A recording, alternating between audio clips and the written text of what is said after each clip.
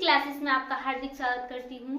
फिर एक बार हिंदी को लेकर हम पढ़ेंगे आज हिंदी गद्य एवं पद्य साहित्य के कुछ महत्वपूर्ण प्रश्नों को। देखें, आज पहला है वो बहुविकल्पी प्रश्नों को पढ़ेंगे। तो पहला प्रश्न है हमारा, निम्न में से प्रयोगवादी कवि है। निम्न में से प्रयोगवादी कवि है। A option Mahadevi Varma, B option Sumitra Nandan Pant, C option Agyeya, D option Tulsidas.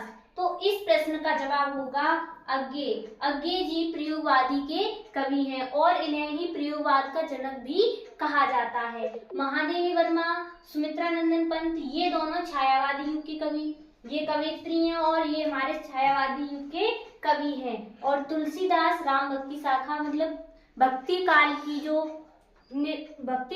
जो सगुण काव्यधारा है उसकी जो राम भक्ति शाखा है उसके कवि हैं तुलसीदास। तो इस प्रश्न का जवाब तो होगा प्रयोगवादी कवि हैं अज्ञे जी।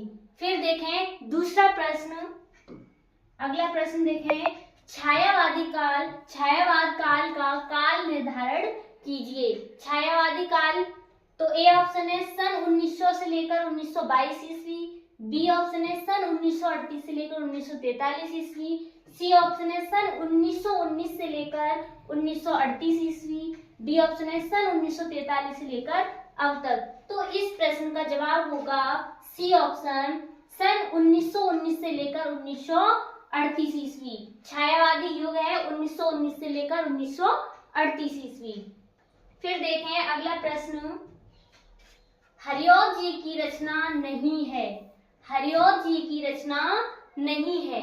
तो ए ऑप्शन चौखे चौपदे, बी ऑप्शन प्रिय प्रवास, सी ऑप्शन वैदेही वनवास, डी ऑप्शन चित्राधार। तो इस प्रश्न का जवाब होगा चित्राधार। चित्राधार रचना हरिऔध जी की नहीं है। हरिऔध जी की रचना है चौखे चौपदे, प्रिय प्रवास, वैदेही वनवास।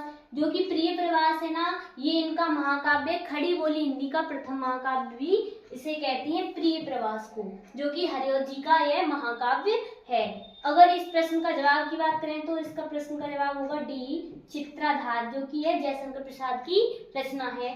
फिर देखें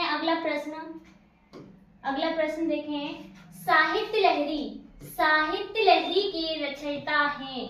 साहित्य लहरी के रचयिता हैं A option Tulsidas, B option Surdas, C option Kabirdas, D option Keshavdas. तो इस प्रश्न का जवाब होगा साहित्य लहरी की रचयिता बी सूरदास। सूरदास की रचना है साहित्य लहरी। और भी इनकी रचना है सूरसागर, सूरसारावली और साहित्य लहरी। तो सूरदास की रचना है साहित्य लहरी। फिर देखें अगला प्रश्न है, देखें हिंदी साहित्य में किस काल को स्वर्ण युग कहा जाता है। बहुत इंपोर्टेंट क्वेश्चन है ये। स्वर्ण युग बहुत बार पूछा गया है बोर्ड परीक्षा में कि स्वर्ण युग किसे कहा जाता है। तो ए ऑप्शन है आदिकाल, बी ऑप्शन है भक्तिकाल, सी ऑप्शन है रीतिकाल, डी ऑप्शन है हमारा आधुनिक काल। तो स्वर्ण युग किसे कहते हैं, इस प्रश्न का जवाब होगा बी भक्तिकाल। भक्तिकाल को हिंदी साहित्य में स्वर्ण युग के नाम से जानते हैं। फिर देखें अगला प्रश्न क्या है, आदिकाल का एक अन्य नाम है। आदिकाल का एक अन्य नाम है। तो देखें इसमें ए ऑप्शन सिद्ध सामंत काल, बी ऑप्शन श्रृंगार काल, सी ऑप्शन स्वर्ण युग, डी ऑप्शन अलंकृत काल। तो इस प्रश्न का जवाब होगा ए सिद्ध सामंत काल।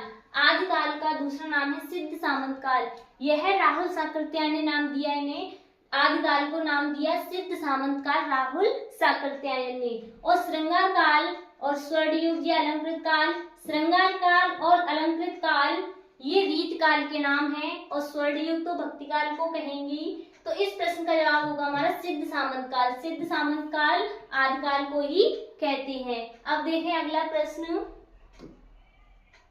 प्रश्न है सूफी काव्यधारा। सूफी काव्यधारा के कवि हैं A option Raskhan, B option Rahim, C option Jayasi, D option Kabirdas. तो इस प्रश्न का जवाब होगा जायसी, मलिक मोहम्मद जायसी। ये सूफी काव्यधारा के कवि हैं। इसे ही हम प्रेमा आश्रय शाखा बोलते हैं, प्रेम मार्गी शाखा को ही हम सूफी काव्य धारा कहते हैं। रसखान, रहीम, कबीरदास, ये कबीरदास जो है ना वो राम संत काव्य धारा के कवि हैं, संत काव्य धारा कबीरदास। और जो जायसी हैं वो किस काव्य धारा के कवि हैं, सूफी काव्य धारा के कवि हैं जायसी, और कबीरदास है संत काव्य धारा के। फिर देखें अगला प्रश्न, निम्न में से राम भक्ति शाखा के कवि नहीं है, राम भक्ति शाखा के कवि नहीं है। तो A option Nabhadas, B option Tulsidas, C option Agradas, D option Chaturbhujdas. तो राम भक्ति शाखा के कवि नहीं है, तो इस प्रश्न का जवाब होगा डी चतुर्भुजदास। चतुर्भुजदास राम भक्ति शाखा के कवि नहीं है। चतुर्भुजदास कृष्ण भक्ति शाखा के कवि हैं, जिन्हें हम अष्टछाप के कवि भी कहते हैं। नाभादास, तुलसीदास, अग्रदास ये राम भक्ति शाखा के कवि हैं। अगला प्रश्न देखें, मैथिली शरण गुप्त किस युग के कवि हैं, किस युग के कवि हैं? बहुत इंपोर्टेंट क्वेश्चन है ये, बहुत बार पूछा गया है कि मैथिली शरण गुप्त किस युग के कवि हैं। तो देखें, ए ऑप्शन भारतीय युग, बी ऑप्शन द्विवेदी युग, सी ऑप्शन छायावादी युग, डी ऑप्शन शुक्ल युग। तो ये इस प्रश्न का जवाब होगा बी द्विवेदी युग। द्विवेदी युग के कवि हैं मैथिली शरण गुप्त। किस युग के कवि हैं? तो बोलेंगे हम द्विवेदी युग के कवि हैं मैथिली शरण गुप्त।